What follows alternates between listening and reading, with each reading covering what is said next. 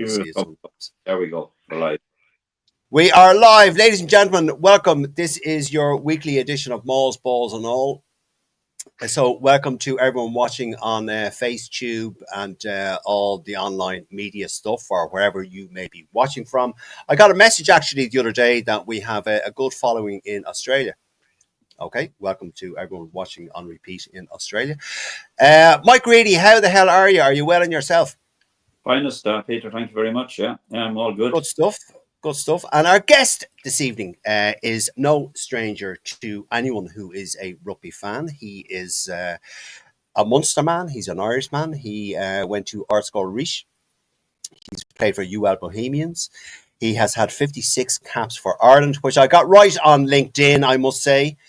But he has a very huge, impressive 220 caps for his province of Munster. He's played for the Ireland A side. It is, of course, Dave Kilcoyne. Dave Kilcoyne, how the hell are you? Are you well in yourself? Yeah, I'm very well in myself now. Thanks for having me. Really appreciate it.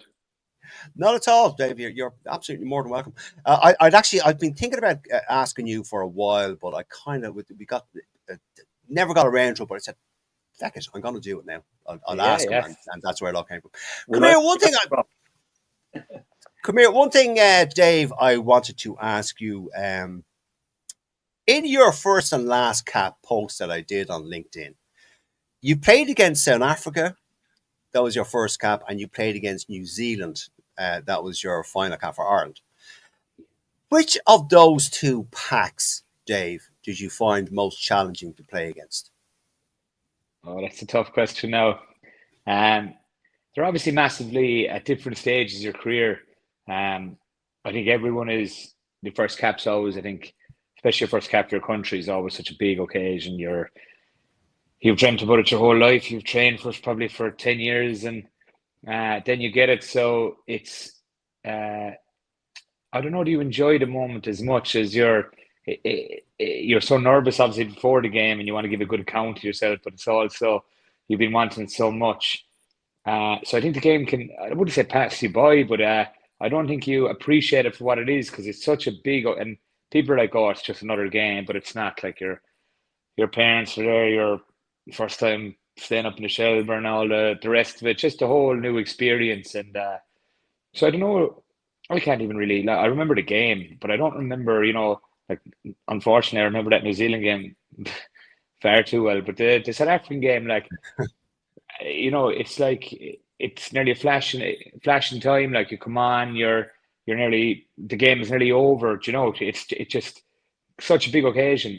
The New Zealand game was obviously at the latter stages of my career, and your experience then, you're at it 12 or 13 years, and it's not new to you. And I think that game in particular, we'd beaten South Africa in the group stages, and I think the whole country felt we were on the verge of something great, and I think it really, I don't know if we ever fully get over that one, unfortunately.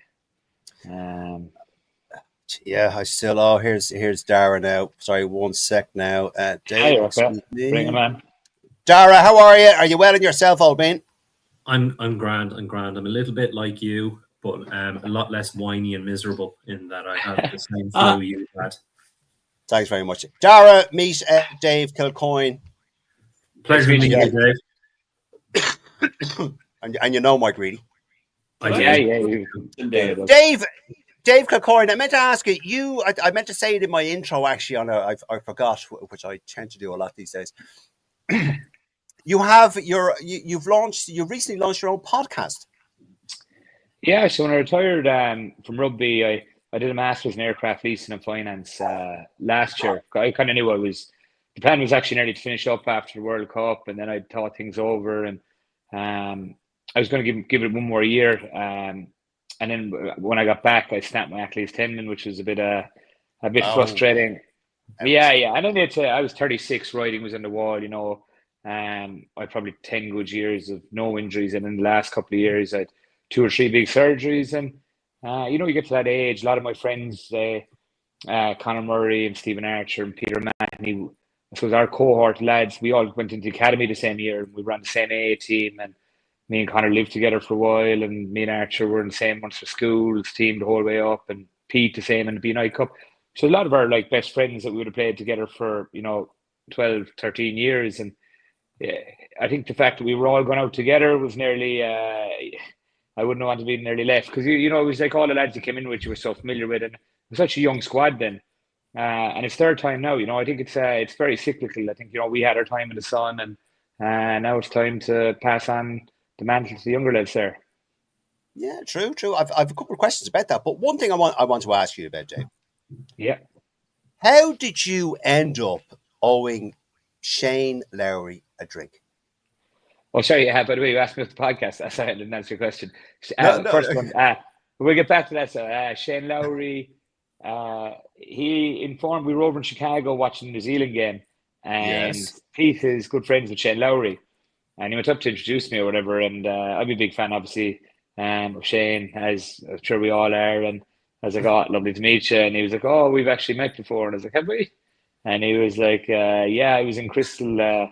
You were starting out, and I was only starting out. We were 21 or 22, and I had a bottle of drink on my table, and you just walk up and took it." I was like, that probably sounded like me, to be fair. So I said, I better get you one back here. So I still owe him a drink, actually, if he's listening. Yeah, but there's so. Go And on, Peter Daria. and myself bond over the fact that Victor Costello owes both of us drink from separate occasions. Yes. Victor Costello does owe us points. Yes, absolutely. Yes. Okay. It may have gotten that bad. That may be why he went to Miami. We can only He's afraid, is he? Yeah, well, I don't know. What? It does, but I know one of our colleagues, Claire, met him and Shane, Shane Byrne, two ex-guests on our show. Claire met him at the recent Leinster game, and he remembered all about it. So fair, and he jokingly said, "Yes, I'll get you to that point at some stage." Okay, same as me, Lowry, joking. I won't actually get him on. He's enough money now after all his wins. So there you go. Yeah, he's not short of a few quid. I wouldn't. Actually, you'll have as much as I'm working in aircraft leasing. That's the line I'm in myself, and it's that's Dara's business. That's Dara's business as well, Dave. Dara is in the aviation industry as well. Good man there. You'll have to teach me. Keep learning every day. So you'll have to be a great. That's it. I know it's great. It's a great industry, and it's great. Fact, yeah, we've had several people on who've been involved in aircraft and aviation and everything. Like obviously, Victor has his own flight school now over in Miami. Yeah, it's great. Yeah. Have I started the wrong show or something, or do we want to, or what do we? No, do? you haven't. Anyway, come here. Just so people interesting rather than your shite. Well, you can message. You can message. Can I ask you one thing, Dave? You mentioned about that you lived with Conor Murray. Is Conor Murray fixated with his grooming? Just because purely because the fact that he does those ads for the waxing or the laser hair removal. Oh yeah. I don't know. I'm wondering is he kind of is he a bit fixated like Donegal O'Callaghan was with the fake tan kind of thing? Is he more on just the grooming and stuff? I'm like wrong. I think he's more fixated on the money. He'll do anything for a few pounds. That's what that's. But the grooming is working for him anyway. He's a fine looking man. So that's it. But I suppose the wife was Miss Ireland, wasn't she, or something? Yeah, so he's probably hoping he'll get Mr. Old Ireland or something now. Well, I'll have to start the waxing myself. Jesus, I don't want to know. Jesus Christ, Dave. Too much information. Stop. No, we don't know that. Anyway, a few comments coming in. Bev and Marie, evening all. Hope you're well. Welcome to the show, Dave. That's from Bev Ann. It was a good Connacht woman. Mike Sheedy, who is a great Munster man. Dave was a great player, a warrior from Munster and Ireland. Tell you where. Jeez, the compliments are flowing in. Bev Ann again. Who was the worst player to share a room with while playing for Munster and for Ireland? Due to things like snoring. Yeah, I wouldn't name names now, but you can if you want, Dave. I'm happy to name and shame. The front rows would generally get bundled together because I've trimmed up now since I finished up. But when I was playing, the heavier lads did have bigger necks. So John Ryan was like a train. He snored like a train. Myself and Sean Cronin, we were rooming at the World Cup together. We'd race back to the room because who could fall asleep first would generally get a good night's sleep, and the other fella would be up listening to the other one snore. So the two of them would be right up there. Oh, I see. Oh, come here. What is the name of your podcast, Dave? I don't think we ever said it. It's What's the Ruck with Talksport Ireland. Talksport Art, Dave. Okay, Okay. we got that out. All right, very Yeah, good. cheers. And let me just see here. Luke Conway. Hi, everyone. How are you? Welcome, Dave. Okay, thanks, Luke. Thank you for that. Dave, to you, because I know we've limited time. I just want to get this. No, you're good. The list that I sent you, that I sent everyone, just we don't need to get too detailed or bogged down on this, Dave. But I'm just interested as an ex-player that you played at the top level of your game, at the top level of your game. We saw it in recent Champion Cup games. We see it in the URC. We see it in the Prem. We see it in the top 14. Is the game becoming too technical with the TMO interference in it, or should the TMO's ability to call back a play be limited to 2 or 3 plays and not cancel a try after 7 or 8 plays when there's a bloody knock on that the TMO suddenly spotted? Dave. Yeah, look, there's always the thing with the rugby nowadays. Like, there's new rules coming in every year. You know, it's just like, I remember if you look back to when we started scrummage and just crouch, bind, touch, crouch, touch, bind, engage, and now you look at it and crouch, bind, set, and that's just one aspect of it. So even things like the TMO, I think they will do something about it. I don't think it's gonna, because it's you know, at the end of the day, it's entertainment and it's a spectacle, and you go out there playing a club game, you know, that's how we all started. You're not going back a couple of minutes every time and tries being disallowed here and there. There's obviously a place for it. You know, I just think back in the referee and back in their judgment calls and things, you know, they're 90% sure of, you know, there's you know, if you slow any, look at the Tyburn one against New Zealand, like if you slow anything down the way it is nowadays and you show it to the crowd, you're obviously going to get all the boos, whether, I know the TMO isn't directly listening to that, but anything slowed down at that level looks bad. You know, that one particular instance, Tig like tried to block himself nearly to get out of the way. And if you just watch that in normal speed and on the TV, which I did after, there was nothing really in it. Like, and it's such a big moment in a massive game. You know, the lads have prepared God knows how long for them. You know, I just thought those kind of calls, I think they're getting a bit much. Yeah, I tend to agree. Mike Reedy, and without especially going off on a rant, just when we touched on Tyburn, like especially had Barrett not come out afterwards in the press conference and basically said there was no malice in it. I wasn't even expecting to get the ball, and he wasn't expecting to tackle me. He just probably protecting himself nearly, yeah. You know, so I mean, it just shows. Yeah. Okay. Thanks, Dara. Thanks, Dave. Sorry, go on, Mike. Without a long rambling rant that you're famous for. Well, obviously the Tyburn incident was rescinded, so that's the end of that. I actually think that TMO should only become involved in any incident by a call from the referee. I think the referee should make a decision to involve the TMO in anything, and mainly in foul play incidents, rather than and also obviously the scoring, but going back for knock-ons like fucking 5 phases before a try, nonsense as far as I'm concerned. It happened to Munster. It happens in most games. It's happening now, yeah. In most games, you're right. And it's spoiling the actual spectacle for the viewing. Yeah, spectacle. And as a player, when you're out there, like, you know, it's so hard to build momentum and adrenaline, and you know you could be getting on top of a team, and then you're going back for 5. You know, something that happened so many phases ago. It's just it can be frustrating. Like, yeah, the referee is unsure of some incidents, and he wants TMO involvement in. By and large, that's yeah. But not sticking his nose in. Oh, there was a knock on fucking 4 phases ago. You need to call it back. But you look at the Ireland South Africa game. I mean, that I was in the stadium for that game, and it was 2 hours basically, nearly the guts of 2 hours to actually play 80 minutes. Yeah. Now I want to give out about the scrum. I know all these calls are coming out from people these days to get rid of the scrum. I just think it's absolute madness. But No, and a lot I of it don't now, in agree. fairness. No, I don't No, I agree know with you're that. not saying Sorry. that. Yeah. Yeah, And just like, it's. I think we're very quick to, like, there's a lot of time there where Munster or Ireland were doing well in the scrum, and then it's like you're happy to be on the receiving end of the good work, and all of a sudden, we get one, game where, we scrum, you could nearly say cost was a big factor in costing us the game. And all of a sudden, all these people are coming out saying get rid of the scrum. It's just it's switch. Yeah. It's you can't have it both ways. You just got to find ways to get better. That's the way it is. Every country is the same. They've found a niche there. South Africa under Razzie, and like I can tell you, it's not. I look at Wilco Lowe and these lads. 136 kilos. Thomas Dutoy and Oxley. These are some of the best athletes on earth. Like, they're hitting as amount of rucks to do, ball carrying, tackling, getting up at 136 kilos, scrummaging them all, and I think it's unbelievable to watch. The rest of us need to catch up. That's what it is.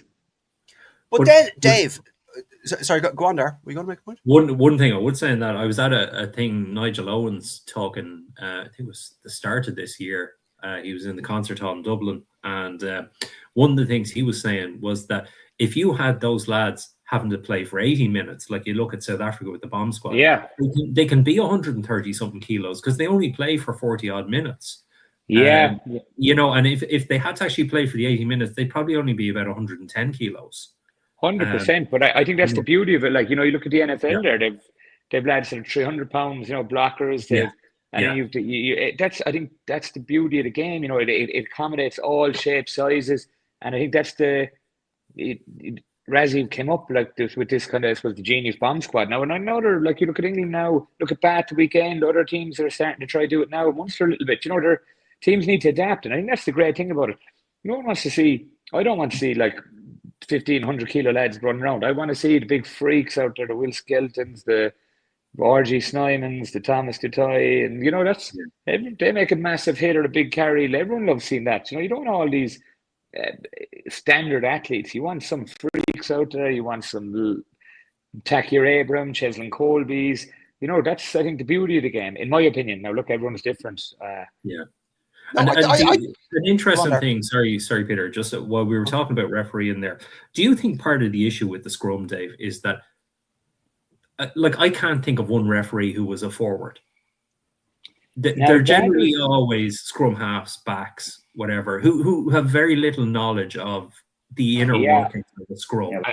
I've thought about this mainly before, because retired forwards don't want to be fucking running around the pitch for 80 minutes. That's far too much work. I don't think I could think of anything worse. And I say that as a former prop myself, Yeah, good man there, so you've you come to. And now, if they had, I have said before, if they had the little mobility scooters, for zipping around the pitch. I actually heard Razzie and Stephen Kitsap talking about this, and this is right. Like, Razzie kind of thinks like this. Like, what's to say? Like, there's not a TMO specialist referee looking in into scrum and just radios in, and you get it right every time. Rather than getting it wrong on such big calls, and it's like quick. It's out of the ref's hands, or an ex front row watching it who gets the call right every time. Yes, and you reward dominance, and you don't penalise it by saying, "Oh, get rid of the scrum." Then you're like, okay, now we need to find freak athletes, and we need them to, and then it's like you have to fix it. So what we need a bar and high stools in the TMO van, where the forwards can sit and give points of Guinness on the scrums. Points of Guinness and kebabs. Yeah. But Dave, on the scrum thing, is it 100% power? No. Is it? No, I was going. Hold on. Oh, sorry. No, I'm only joking. Is it 100%? Is it 100% power, or is it more technique in what you do? Because I know Porter, you know this more than anyone, has been pinged a lot for having his arse facing the touchline when it comes to scrummaging. How explain? I was never a forward. I was a centre in my playing days. How does the scrum work? Basically, is what I'm trying to ask you. Actually, you know as well. Look, it's a combination of both. It's very much technical, especially the difference between, like, Ports. I often wonder, like, he converted from tight head over, like, and I still sometimes think he nearly scrummages a bit like a tight head. He can get caught a little bit with his elbow down, but that's the technique. Like he's not getting found of lack of power. Now look against South Africa, fair enough, but generally it's technique that it is generally costing him. You know, slip of the elbow or a low bind. You know, which is probably good for a tight head if you're on the other side because you want to keep your right shoulder down, and loose head is trying to lift you up. And I suppose he's probably drilled that for a long time in his career. And you know, they're habits. There's something you have to train every day, and you know, I'm sure he will get better from it. That's as rugby players, it's all you can do. You know, he'll have taken hard learnings from that South Africa game, as they all will have, and he'll have to go away and look at his process and the way he's probably angling a little bit, foot movement. But there are things, you know, they have an excellent scrum coach in John Fogarty, and his brother Dennis is actually played with him, and he's doing the ladies. They're, you know, technically good guys, so he'll be getting all the knowledge in there. It's just about implementing a plan and getting his habits and process better. Is it? And I think in some ways, once you get pinged by some of the refs, you get this picture painted of you that you're a bad scrummager or you're a penalty machine or something like that, and then it's very hard to shake that because refs have that kind of preconception because they don't, especially if it's something that they're not specialists on. You know, like the scrummager, if it goes, you know, like the opponent can bring it down and make it look like it was you brought it down and get a penalty. I think you're dead right there, yeah. And like in all walks of life, you know, perception is reality, and particularly, you know, the start of the game, that's who you would always target. You know, paint early good pictures for the referee, and you know, make sure you're on the winning end if possible on a dominant scrum where refs reward dominance both sides of the ball. So like South Africa, and lads were giving out about crooked feed. That's all rubbish. Like it doesn't. It's like they were physically dominant on the day. You have to give them credit where credit's due and stop coming up with excuses. They won the first 6 inches. They got lower. They got over the ball. There was no way. You know, you can argue all day. If you put it in the other side, they still got a penalty. So it's not. That wasn't the reason. So yeah, I think getting in the ref's head early, painting early pictures, all these things help. And no, go ahead.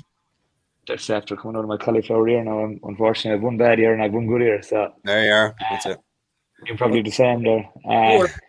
You were part of the squad in the last World Cup, and that was where Andrew Porter's so-called problems initiated. Like, I really believe that the All Blacks went to Stuart Barnes prior to the game and said, "Listen, this guy is fucking scrummaging illegally." And he gave 3 scrum penalties against Porter in that game, which fucking really cost us big time. And listen, if you're obviously a prop yourself and a very experienced one, and you know better than any of us what goes on in the scrum. But for me, watching this game, I watch so much rugby. I don't see Andrew Porter doing much fucking different like what. Obviously, Genge and other props do, other loose head props. His backside, without a doubt, does swing out slightly, but he's not as bad as the picture has been painted. That's just my opinion. I think he's been really harshly treated. Yeah, I never realised that yourself and Burke were constantly looking at Porter's arse whenever there were scrolls. I'm not particularly focusing on that. Hold on. No, we're under time constraints now with David. No, you're David, good. Don't worry. No. Go right. on. Don't worry. Yeah. Go. Do you want to answer that, Dave, or what Mike just said there? Yeah. Look, just with that, like, you know, to say we would, our scrum coach and our coaches would. So like Andy and John would have presented pictures to the referees the week of the game, things we were concerned about. And John would have presented pictures of the South African scrum to the referee. So they would have done the same with us. Do you get the right to do that before things that they're concerned of? So both teams have the ability to do that. And then at a point you were saying with the hips coming out, that's the challenge. That's why loose head is so hard, because you're locked in at one shoulder and all your weight is going. You need to keep it all on your inside leg. That's why we were asking about the technical and power piece. That's the hard part of the scrummaging. So when those pictures are coming out, that's because the tight head is probably putting you under so much pressure, he's forcing you out. And then when you get those bad pictures, so you know it's not just like, oh, he's hips out. There's a lot actually in it. I know it's easy to just say, oh, should that look grand? But no, it's a little bit. No, I wouldn't say more. There's more science, I suppose, in it than that. They have Yeah, certain pictures that they're looking out for, that they know if a tight head is in a good angle, they'll reward that. Like if he wins, he's 6 inches, his chest is down, painting good pictures, and they're going forward, and it collapses, he's going to win the penalty because he's I gone know out. what you. Yeah, But equally, you catch the tight head high, and you pop him a little bit, and you're going forward, you're going to get the penalty. So it's that's the. And you talk about the dark arts and all the mystique and all that, but that's really it down in a nutshell. well, come here. What would you? Okay, there was a lot of chatter, Dave, about this on particularly post lines. That I don't know if you'd agree with it, but I'll ask you anyway. That Southern Hemisphere refs ref the breakdown differently to Northern Hemisphere refs. Would you agree with that, or is it just hogwash? Again, they're very like if you showed me the evidence, it's like if it's like we often get pictures in. It's a quicker game down there. You're probably having more breakdowns. You're seeing more pictures. It's more free flowing. There's not as much set piece, or there's not as much emphasis probably put on set piece. Now there Yeah, I is know. starting to come at. You look at South Africa and all that, and in New Zealand now as well are going big after the scrum, and even Australia of late. But they're it is a different probably game. It's a bit more free flowing. So maybe they're looking at it from that point of view. But they're looking for the same pictures. I if you could sit down and show me a couple angles, and no ref gets it always right. It's there's so Yeah, many. We could throw on 5 rucks there, and I could point out 5 different things. If you were going by the letter of the law, that you'll find something wrong. Whether it be a yeah, knee, yeah. on the hand. Yeah, so it's such a flashing moment in time. Yeah, no, no. I suppose, and then people, Dave, would come back and argue, well, that's what the TMO is for because the game is so fast and all this sort of Yeah, stuff. yeah, and you can't go back to everywhere. I think you're paying the refs, that's their job, and they're watching Yeah, it, and I think they get it right most of the time. But you can't be because you can't be so critical on the refs either. It's a hard job. They're out there, you lads, screaming and shouting at them, and they're trying yeah, to focus on so many different aspects in the ruck. So, yeah, as you said, you give them the pictures before it. If a team are, sealing off or something, if that's in their DNA before it, you show them, and then they have a picture of something to look out for in the game. But that's probably all you can yeah. do, I think. Yeah, no, true, true. There's a few comments in here. Johan, I'm not reading out your question. That's a pretty unfair question to ask. James Grennan, one bad ear. I'm at the age where I refer to my good knee as my bad knee. There you go. That's James Grennan, our colleague. James Grennan, talking about your ear, your ear there. Wish Mark you all the Noonan, best. great to see you on the show, Dave, as a highly decorated professional with over 200 club and over 50 international caps. What highlights really stand out for you? Oh, that's probably a tricky question. Or maybe maybe a question you've probably been asked plenty of times in the past, Dave. Yeah, I was initially. I remember when you retired, people asking. You're trying to think back. First cap for your country. I think every player, if they were to be honest themselves, probably one of the biggest highlights. Anyway, yeah, my first cap for Munster was huge as well. And then I think winning the Grand Slam in 2023. Wonder Faz, beating France at home. It was my 50th cap that year, and then going into the World Cup. They were great memories. Obviously not how the World Cup ended, but just that Yeah, year, and I think winning that Grand Slam and beating France at home. I know Faz was always dying to beat France at home, and it was just, it was a big game, big memory. how do you think the upcoming Six Nations will go on current form, Dave? But briefly, we won't go in. I just No, I don't mind. I think I don't want to say they're in a bit of a. I suppose they are. If you're being honest, they probably are in a bit of a transition. You have a lot of big yes, personalities, big experience, big amount of caps have left are probably maybe on the cusp of retiring. Or they're thereabouts, and a lot have left. Now look, the upside of that is there's a lot of experience in there, but there's definitely probably a change in the guard, and there probably needs to be a little bit of a change in the guard. But as I said, everything is cyclical.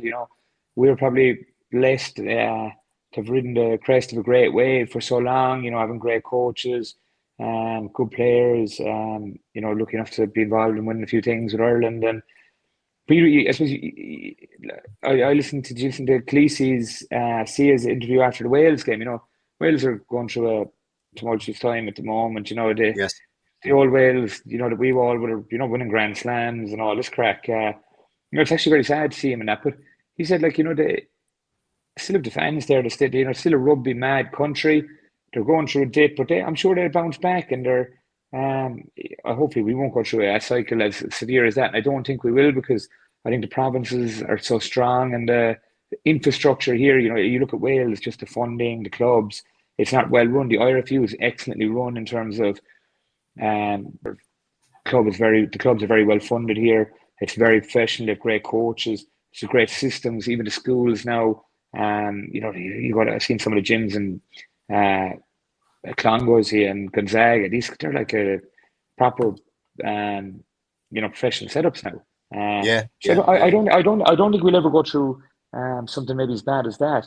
But the SNCA came out saying, in 2015, after their cycle ended, they went through a massive rebuild phase. I remember pumping South Africa down up in the Aviva, or when Razzie was here, we'd been about a bonus point well here in 2017, and look how he goes home, 2 World Cups, beating the Lions, for probably best international side in the world for how many years now? And it changed very quick. Yeah, no, I agree with you. Okay, Dave, we'll give your vocal cords a rest while I ask the other two gentlemen.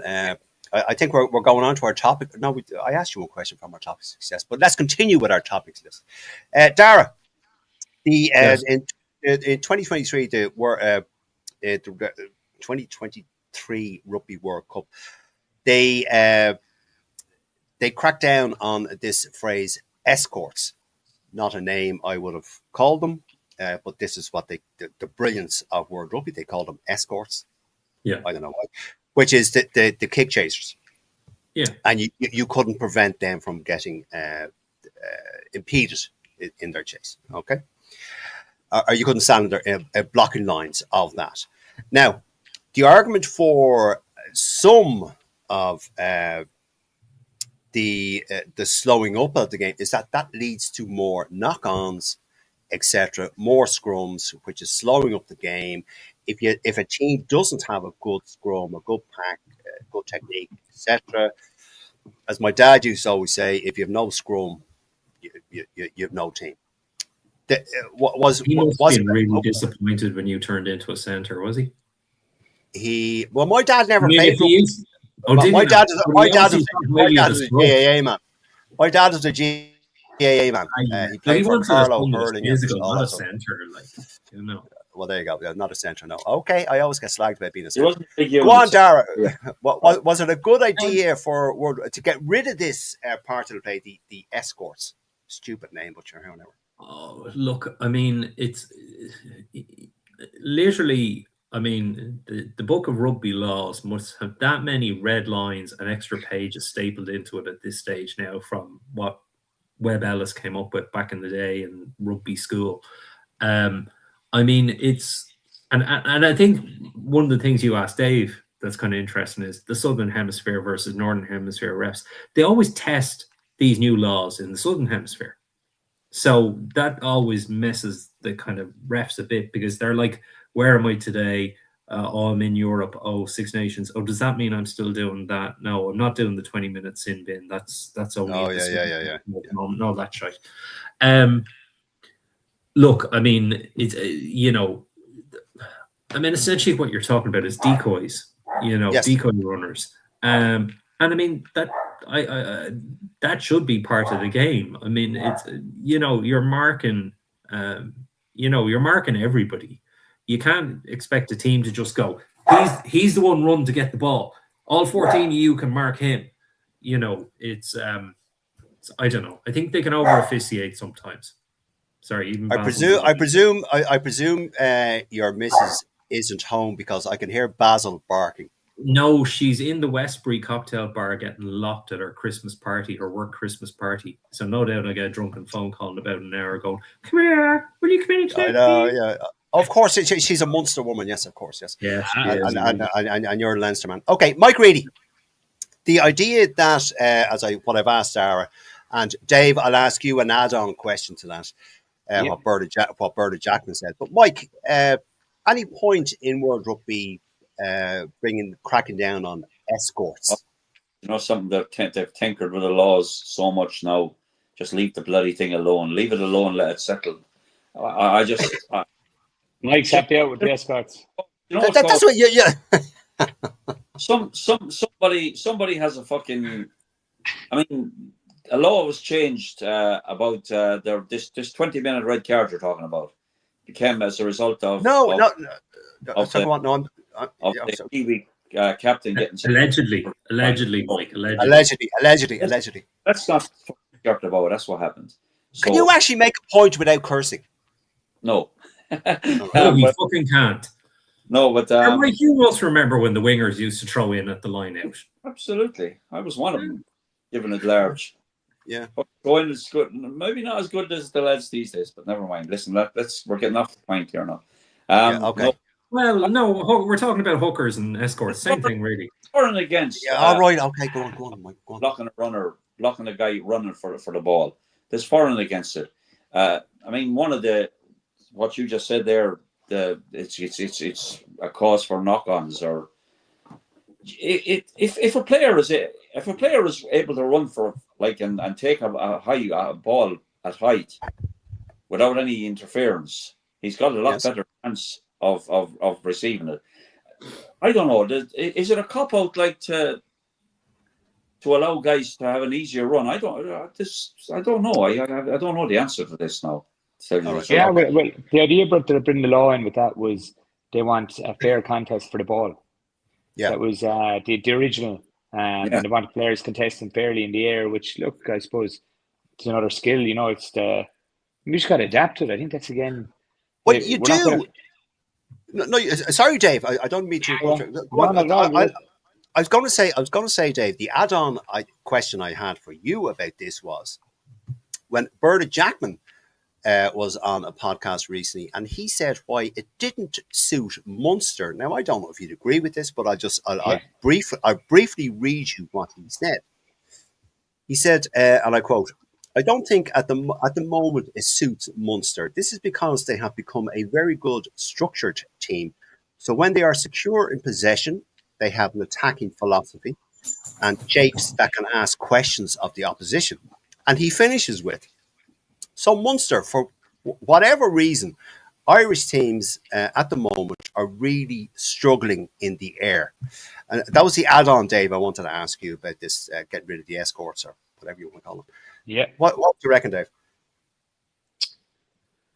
Look, he has a point. I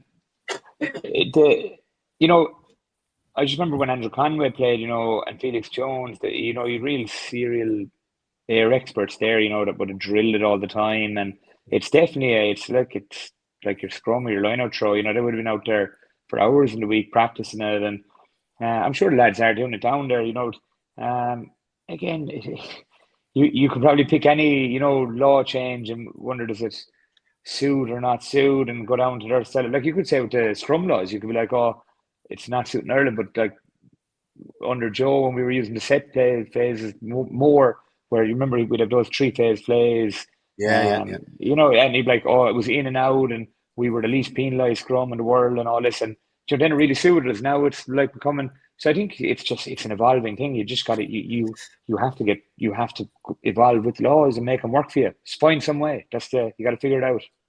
Well, I tell you what, Dave, I'm going to go back now to what the point you're talking about the scrum and your position, and a quote here from an article. It said, in what other sport can you be sent off basically for not being as good or as strong as your opponent? The dominant scrum is already gaining a penalty as an advantage, and then that is compounded by the yellow card. Now, I don't know if you would... Could you say that about a heavyweight boxing match? Stronger guy generally knocks the other guy out, and he wins. That's a very good point. I didn't see that in the comments in reply to this particular article. I just wanted to ask you, being the position that you played in, and what you I think to do that, like the level of training that those lads had to do to be 135 odd kilos, be able to move like they can move, be in sync and in uniform, in their hit, their timing. I don't know, do you watch Dan Human, the scrum coach with South Africa? He takes all their warm-ups and drills. You see him doing them before the games. Like, they put hours and hours of work into the gym. They're eating, they're training to get like that. It's not just, this doesn't happen overnight. This is years of, training. You look at the schools over there, the lads. So they've obviously identified, and like, you've all them sayings, no scrum, no win. And it's very, very true. And it's very hard to produce massive athletes, powerful athletes. Some of them massive, but they'll be very powerful, that can move, play 80 minutes or 40 minutes, whatever it is, and still be able to be brilliant rugby players, still be able to carry the ball. Like, you look at most, like Malcolm Marx, is the best player technically in the world. Yes. And, Oxneish, brilliant ball carrier, big hitter. Thomas Dutoy, brilliant in the breakdown. Probably got the most tries for front row in the Premiership last year. So they're excellent players as well. The fact that they can do all this as well is like, if it's up to me, I'd be paying them by far the most. But and rightfully, but that's what the Titans are paid the most. If you look at out half and Titan, and it's rightfully so, because it's the hardest position to be able. You have to be that weight, move that fast. Expected, like, you don't survive in an Irish or South African or a New Zealand game plan unless you look at Maddie Williams, one of these. They're incredible athletes, like. Well, actually, it's a question that I'm asked a lot by non-rugby fans. Is what position is considered? It's probably a very unanswerable question. What position on the rugby pitches is considered the most important? Prop, obviously. Yeah, that's because you played there. Dave, what would you say? To hold up a structure, you need the cornerstones, the pillars. You know? I genuinely, I don't think you're wrong. I think front row, like, you look at Munster at the moment, right? They're just say now, who have we got? You've Brian Gleeson, Ruan Quinn. I think all the other lads are still there. Kendo, John Hodnitz, all these lads, Jack O'Donoghue, all the brilliant back. It's so hard to produce really, really good props. And obviously, I'm really excited about Mike Milne actually at the moment. It's because you have to be, I just keep saying, the attributes you have to compete internationally, because you're going up. Look at the athletes you're coming up against. I remember scrummage against guys like Carl Heyman, Ben Tamiafuna. You're coming up against some of the biggest men on earth. Like, they actually are. Look at Tongan Tor. These are. Oh yeah. I know, but that you have to. And like you, if I went out even in the way I am now, do you break your neck like at this? If you're not up to that standard, you get a serious injury. Yeah. Apparently, is it true, Dave, that Marcus Horan is your cousin? Yeah. Yes, that is true. So there's obviously something in the Horan Kilcoyne genetics then that make good props as well. I don't know. I used to always slag him. I retired my cousin, but good to keep it in the family. Well, there you go. That's it. Did two of you overlap in Munster? You would have, wouldn't you, around 11, 12? Yeah, you're dead right. His first, Rob came in. I played a bit in 2011 towards the tail end of the season, and then Rob came in 2012, and Marcus was down to start the first game, and I was on the bench, and he went down with a back spasm in the warm-up, and I ended up starting, and then I started for the year, so that's... Jeez. But again, look, he was out the other end as well. He was 35, then, so it was passing of the guard, really. That's the way it is. Yeah. But it was good, nice to keep it in the family. Like, yeah, we always say that. I know I like slagging him and he likes slagging me, but it's good to retire him. But it actually was lovely to keep it in. He was a big, I was a massive fan of him growing up, so it was. Yeah. Oh, here's a good question for you now, Dave, from Mark Noonan. Hi, Mark. Who was the toughest player you propped against? Yeah, there you go, Dave. It was actually a prop for Carl Heyman, I'd say, was definitely up there. I was young. Played against him in Toulon, the Heineken Cup semi-final. First cap was against Yanni Duplessis. Do you remember him for South Africa? Yeah. Brothers, good players. There was actually, I don't really remember. I want to get his name right. Neatling Hayes, I think, for South Africa. He was the Lions tight end. He actually did break his neck, and he's now the scrum coach for the Lions. Remember the year Lions won it? They had that great scrum. Yeah. Yeah, he ended up getting a very serious neck injury. I think he's back. He's walking and all that, but I think he's a scrum coach. We retired him, Yeah, but he was known as like the kind of scrum doctor over there. He was, they were blitzing teams. He was a small guy. He was about 5'9", 5'10", 100 and maybe 12, 15 kilos, but he was just technically excellent. yeah. Just some of the names. Slimani, I scrummed against him when we were. There was a couple of years there. Slimani was up there as one of the best tight ends in the world. Remember, he started for France, and they were flying it just back 2014, maybe 2015. And the refs kind of caught on to him then going across the scrum the whole time. So, and then that kind of changed his career an awful lot. He was getting penalised the whole time. All of a sudden, he found himself out of the French squad and signed, I think, one of the biggest contracts in France at the time for Clermont for 3 years. Then they kind of started outlawing him. Didn't probably get the rub of the green as much. And then they started kind of not policing it again. And he came back in force. It was nearly like he was out of Dodge for a while, out of mind, out of sight. And I think he was actually an excellent signing for Leinster. He was exactly what they needed. Strong scrummage and tight head, able to deal with them South African packs when they get to the latter stages, ERC or Europe. And Yeah. sorry, Yeah. I was supposed to go at 9. Is it okay if I nip off? Sorry now for cutting you short. Well, I'll tell you what, before you go, right, but before yeah. I'm going to ask you Yeah. one last question because we do this at the end of every show. And thank you no for hassle. thank you, Thanks a million Jay, for having me. for staying Really on. appreciate Now, it. here we go. Your forecast, right? 4 games on this weekend. Tell me who's going to win, lose, or draw. Okay, Leicester at Leinster. Leinster to win. Yeah, to win. Yeah, you want. Yeah, Leinster. Your team, Dave, Munster are entertaining Gloucester. We're going to whack them, and I'm going down to. There's a big reunion for all the retired lads. And it's actually lovely. We're all in a big WhatsApp group. All the players who've ever played for Munster. So try and do it, and I think it's important to try and keep that bond with lads. So they're all going to go down, meet before, and go to the game together and cheer on the lads. Oh, brilliant. Okay. Good luck with that and enjoy. Yeah. Thank you. Cardiff entertaining Ulster, Dave. Ulster, yeah.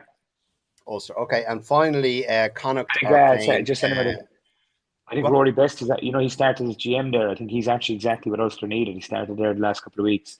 I think he could be the man. He gets the club. He'll get the right people in. I think that's a great signing for Ulster. I just think it's a good bit of business. Go on. Okay, and finally, Dave, Connacht are taking on Blackline in the Challenge Cup. I don't know much about Blackline. The Russians. It's Russian, isn't it? I have no idea. I don't know who they are. Yeah, I think it is. You have to back Connacht there. All right. Okay. Dave, that's all we have for you. I know we have to go. I know you have to go. I know you were under time constraints from the start, and you've very generously stayed longer than you said you would. So thank you very much. Dave, I'll remove you and listen, enjoy the game at the weekend, and listen, you take care of yourself, and good luck with the podcast and the new job. Thanks a million for having me, lads. Really appreciate it. Love the work. Keep it going. On with you.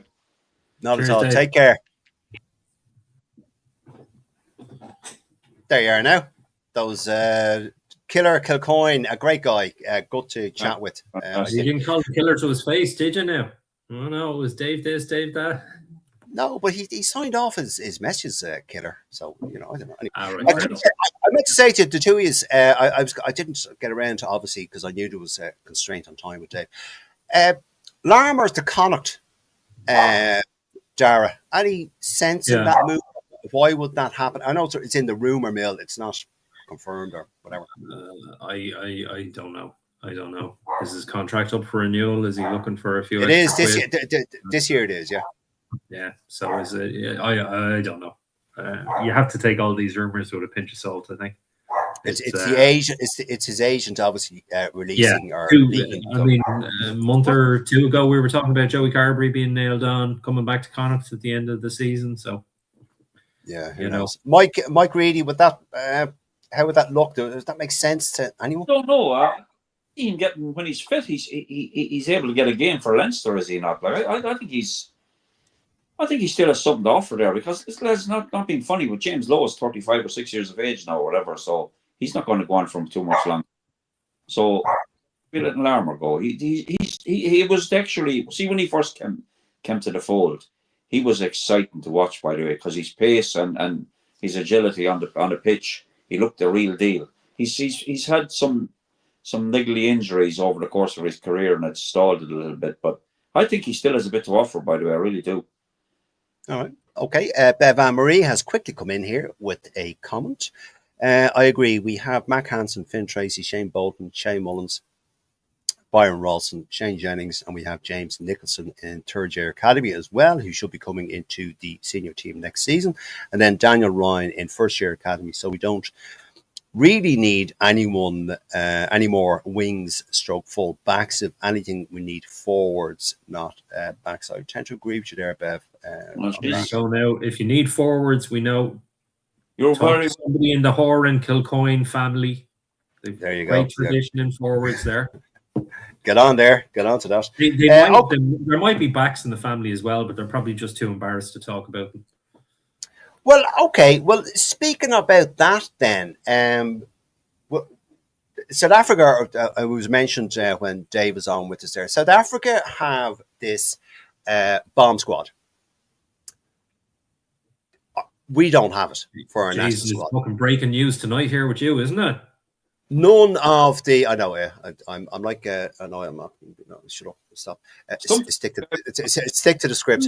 We have. Okay, we don't have bomb. We don't have a bomb squad. Hold on. The national team doesn't have a bomb squad.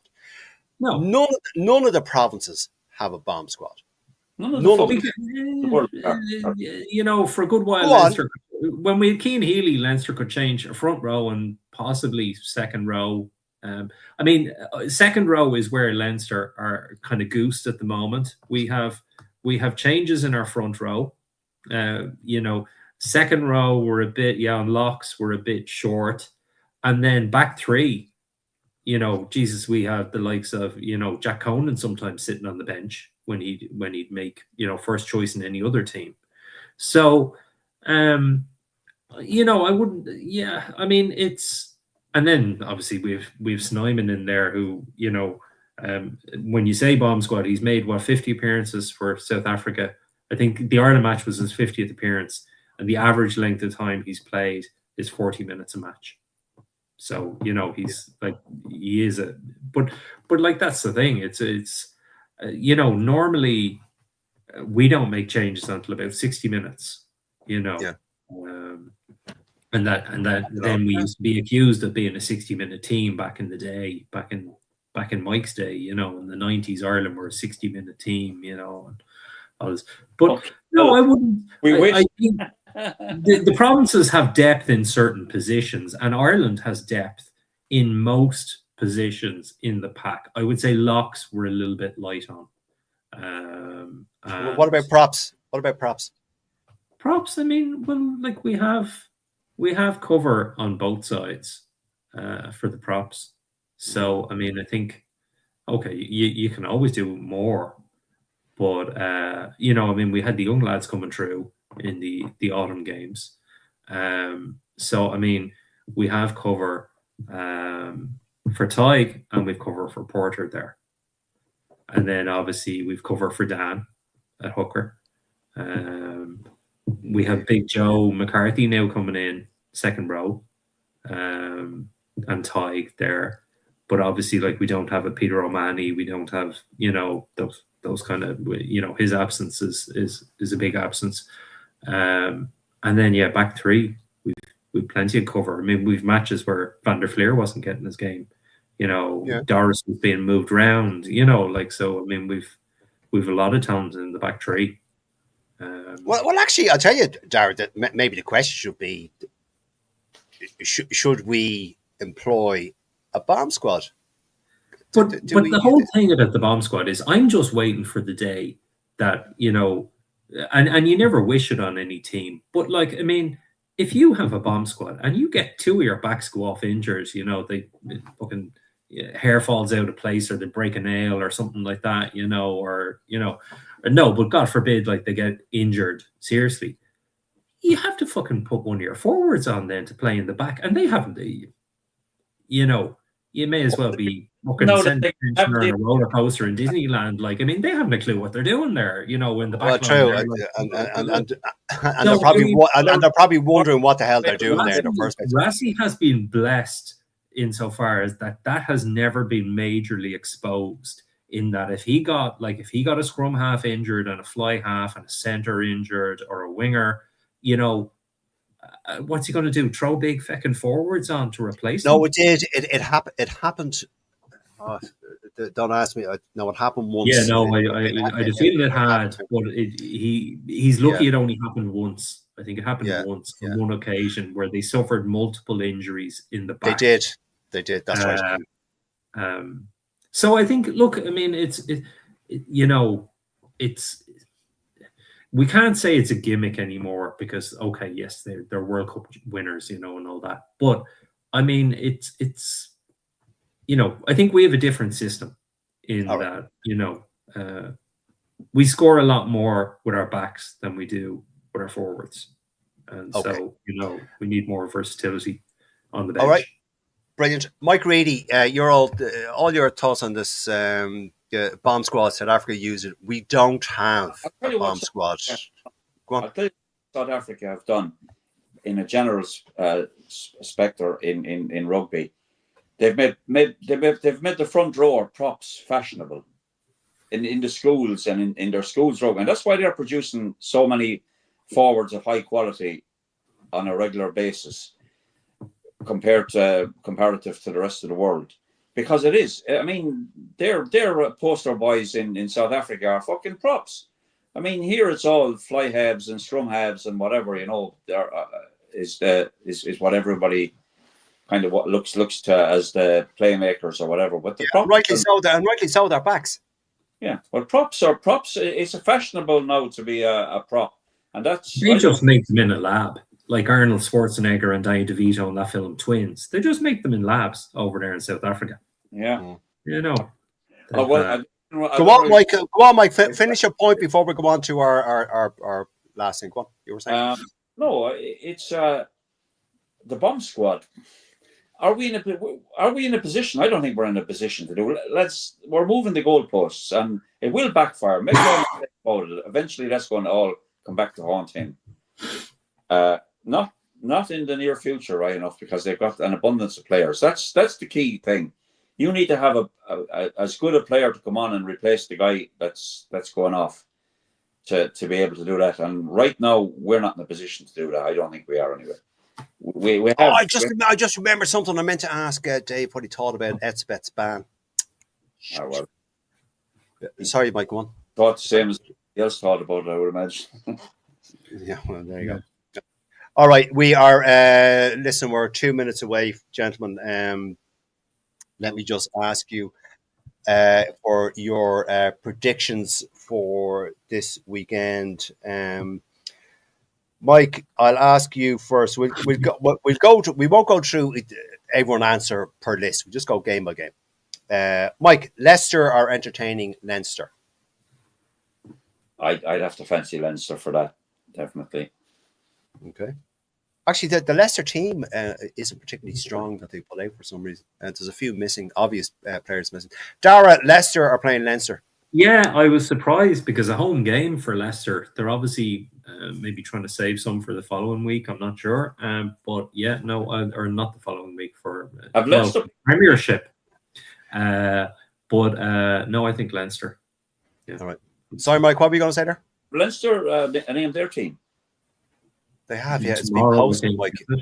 The team has been named. The game is tomorrow. The team was named today. It's been posted, Mike. Pay attention. I know. I didn't get a chance to look at it. Sorry. Yeah, I know. Yeah. You drinking Red Bull or you drinking Hino? Jesus. I'm drinking fucking water. No, Peter Burke there. He said, it was posted. It was posted tomorrow. All right. Anyway, okay. Mike, your team, Munster are playing, as Danny Brosnan would pronounce it, Gloucester. Gloucester. Good man, Danny. That's a good old RSIV. I changed his nickname in the chat group to that. Gloucester. It's a must-win game for Munster, so They'll need to be better than they were last week, though. I think they will. I think they will be. Bath are a very good side. Let's be honest. It's not bad. Sorry, Bath are a good side. Yes. Yeah. Sorry. Gloucester, sure. Gloucester, yes.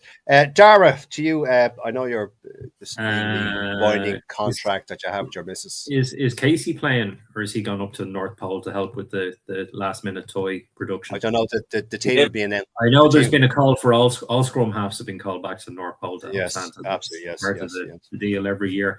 The team will be announced tomorrow. I look home game for Munster. I think they'll get the win. Yeah. Okay. Mike, Cardiff. Because they won't be getting in the other side of Christmas when Leinster go down to them. No, they won't. Mike, Cardiff are entertaining Ulster. Cardiff are a half decent side, but I think Ulster will give them a doing. By the way, they are flying right now, and I think they're going to be. Yeah, I fancy Ulster for that, definitely. Yeah. All right. Okay. Go on, Dara. I think Ulster will be the ones doing the entertaining. I think, as Dave said, Rory Best coming in has been great, but also I think Richie Murphy is really hitting stride now. And it's So I think Ulster will do it. Okay, and the final match, gentlemen.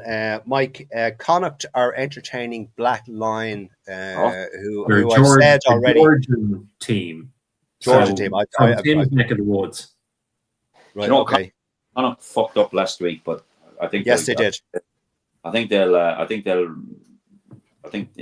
can't see Connacht not winning that game. I think they'll win it. All right.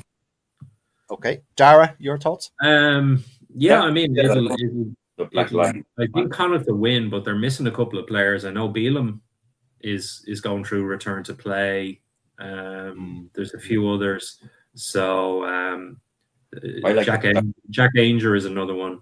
But look, I'd say Connacht will probably do it. I mean, look, the Black Lions are basically the Georgian team, kind of like they're basically made up of a lot of the Georgian internationals, although a lot of the idea was for them to have the Georgian internationals. A lot of the top Georgian internationals play in France, obviously in the top 14.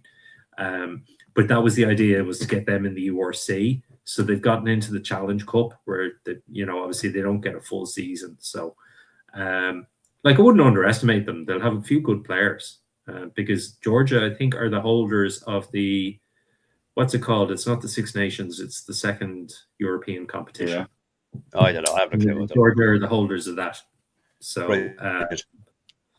I'd say Connacht will do it, but I think the Black Lions might give a good representation of themselves. A good account of themselves, Sarah. Good account of themselves. That's it.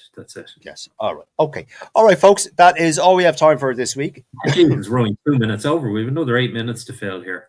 I don't care. I have to go and do People other want stuff. 70 minutes. I have to wrap presents and sort out sellotape and. You have to go for a slash, don't you? Just admit. No, I don't. I don't actually. No, not this time. I don't. Anyway, folks.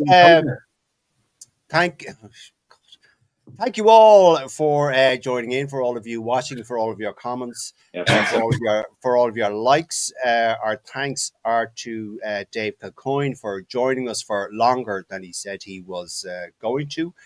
So thank you, Dave, for that. Also, my thanks to he was having the crack. He was having a crack. My thanks are to the team here with me that we all do this together behind the scenes, folks. Mike Reedy, thank you, and Darrell Weston, thank you very much, folks. We will see you all again next week when we have our final show of the year on December 18th with a very special and knowledgeable guest who you all know. To give a plug, is Len's competition still running for people who subscribe to the podcast on Spotify? His having a clue, yeah. Subscribe on YouTube. It helps us. Hit a like on Spotify. Hit a like on YouTube. If you check in the Irish Rugby Banter page, I think there's a competition from Scarrood Two Tone, aka Bishop Len. There you go. One of his creations. It's lovely artwork made out of a Guinness can. It is actually very good. Len is way more talented than I ever gave him credit for. I'll give him that. It is possibly the most talented amongst us. He possibly is. He possibly is. Okay, gentlemen, listen. Good night, and take care. And we will do it all again next week. Take care. Yeah. Good luck. See you. All the If I best. die